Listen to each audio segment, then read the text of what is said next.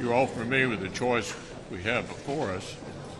We can shut down the government or keep the government open up until November the 17th and give us a chance to continue to resolve a number of the appropriation issues.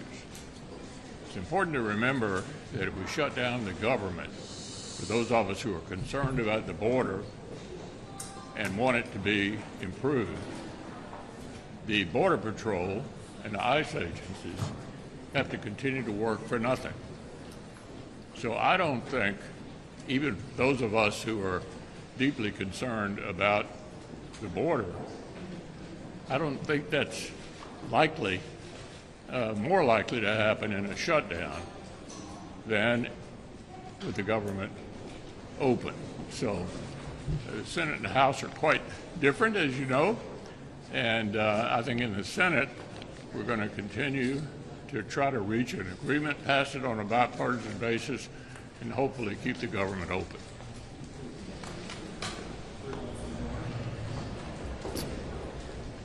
Last year, during consideration of the Inflation Reduction Act, there was a discussion about whether or not there would be increased audits of people making less than $400,000. Because you all recall, the Democrats appropriated or funded $80 billion for new IRS agents, 87,000 new IRS. Good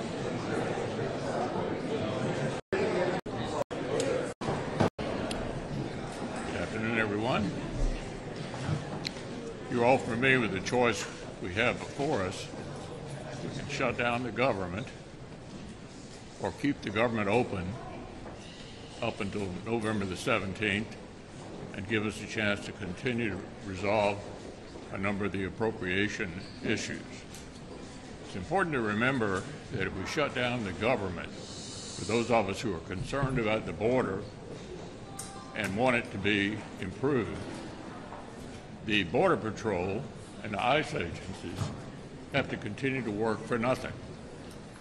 So I don't think, even those of us who are deeply concerned about the border, I don't think that's likely, more likely to happen in a shutdown than with the government open. So the Senate and the House are quite different, as you know, and I think in the Senate we're going to continue to try to reach an agreement, pass it on a bipartisan basis, and hopefully keep the government open.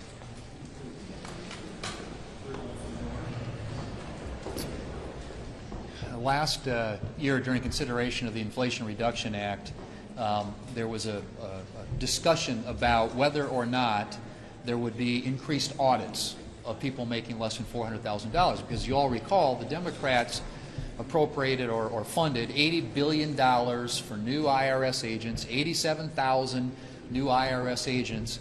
And at the time, Republicans offered an amendment led by Senator Crapo that would have forced the IRS not to increase audits on people making less than $400,000 per year. Every single Democrat voted against that amendment. And now we find out through the IRS watchdog that the IRS is not going to be able to adhere to the pledge that they made to ensure that people making under $400,000 a year aren't subject to increased audits. Under the guise of agility, they need agility in order to reach their funding goals for the IRS. Well, this is exactly what we suggested was going to happen. That ultimately all that money, all those new IRS agents, we're going to start auditing people making less than $400,000 a year. And it's another byproduct of Bidenomics. What have we gotten with Bidenomics? We got increased audits, you got higher interest rates, crippling inflation, lower buying power, and depleted savings accounts. That's what we get with Bidenomics. That's what the Inflation Reduction Act ultimately has yielded in terms of an outcome and a result, which many of us predicted. The work before us, obviously, this week, as the leader pointed out, is to try and make sure we get the government funded so that we can get a normal appropriations process going where we can have the big policy and funding debates that we should be having through normal appropriation bill debates, where not just members of the Appropriations Committee, but also of our entire caucus have an opportunity through the amendment process to have their voices heard.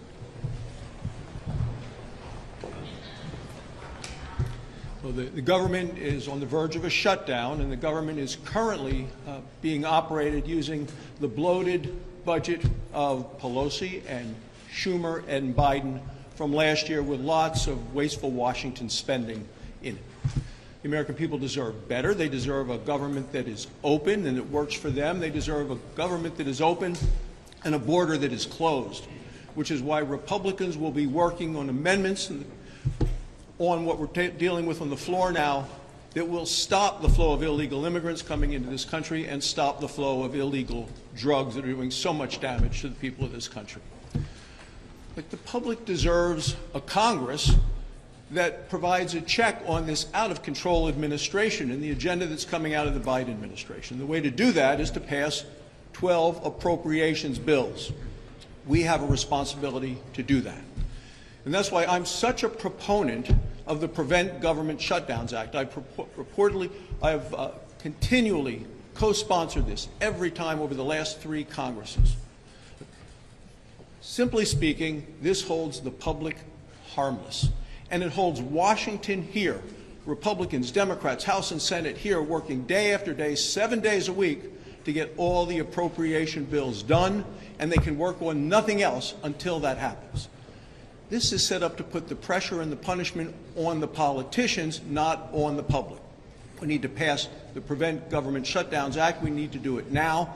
That's the way to prevent government shutdowns permanently.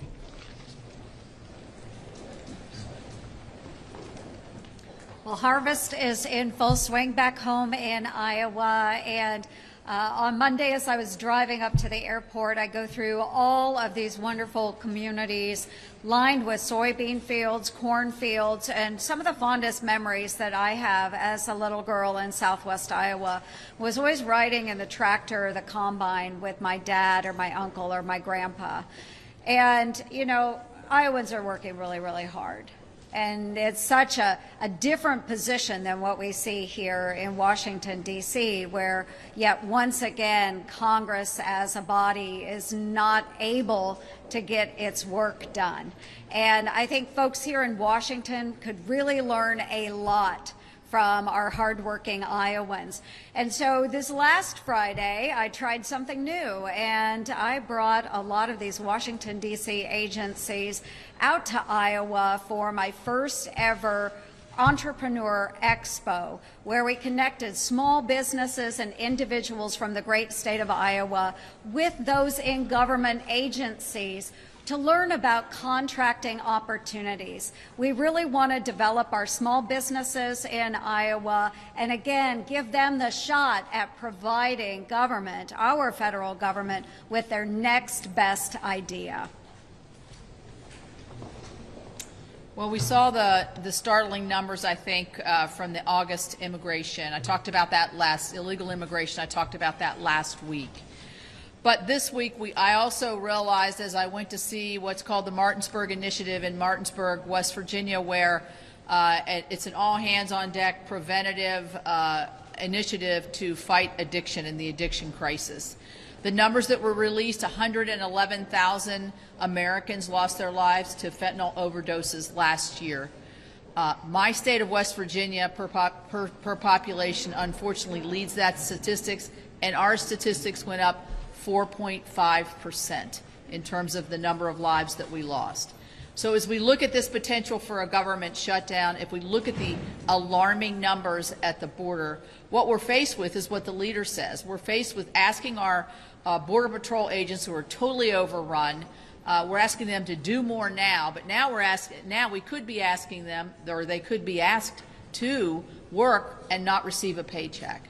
And so what happens? What happens to all these fentanyl deaths and the fentanyl coming over when we have a workforce that's overstretched and has to stop 224,000 illegals coming through? The drugs flood through and kill our Americans and our young people and our sons and daughters, and it's just a human crisis that we have here.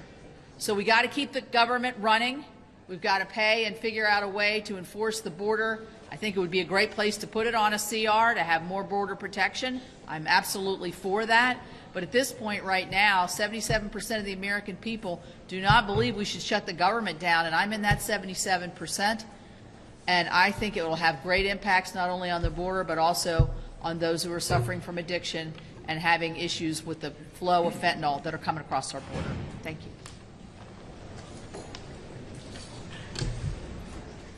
Joe Biden is a record-breaking president.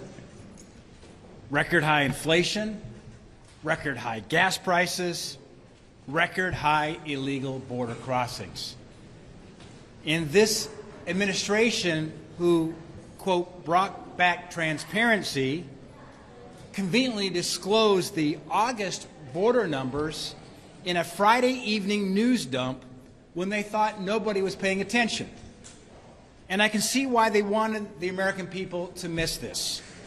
New numbers showing that President Biden's southern border crisis just keeps breaking records. It's getting worse and worse. August alone saw a record at nearly 250,000 illegal crossings. Since Biden took office, there's been a record nearly 8 million crossings. That's equivalent to adding 3 Chicagos of illegal immigrants to our country in less than 3 years. It's out of control since day one. Biden ended construction on the border wall, ended the Remain in Mexico policy, and then ended Title 42. And we, as the American people, have been paying the price ever since. Fentanyl, crime. Every state now is a border state. We had more than 100,000 drug overdose deaths in 2022. Yes, another record. Another record was set as well. Record low approval ratings for President Biden that just came out on his handling of the southern border. It's time for Joe Biden to stop breaking records, start securing our southern borders. Mr. President, shut down the border. Don't shut down the government. Characterize your disagreement with Speaker McCarthy over the Senate bill to the government, and should this not have been pre-baked if there's that much resistance on the House side of the bill?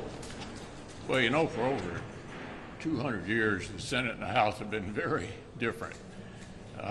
What we're focusing on here in the Senate is to try to keep the government open, to try to continue to pay the people who are essential to our security, like air traffic controllers, border patrol, Capitol Police, because the Constitution requires that we continue to be paid during a shutdown. It's completely unfair to the American people. So, look, I don't want to give the Speaker any advice about how to run the House, particularly through you, and we're going to concentrate on trying to do our job here in the Senate, which I think is to pass a bill that keeps the government open, and I can't have an impact on what happens in the House. What should the Senate do about Bob Menendez? Should he have access to classified information in the SCIF? Should he resign? Should he be expelled? I think that's an issue for the Democrats to deal with.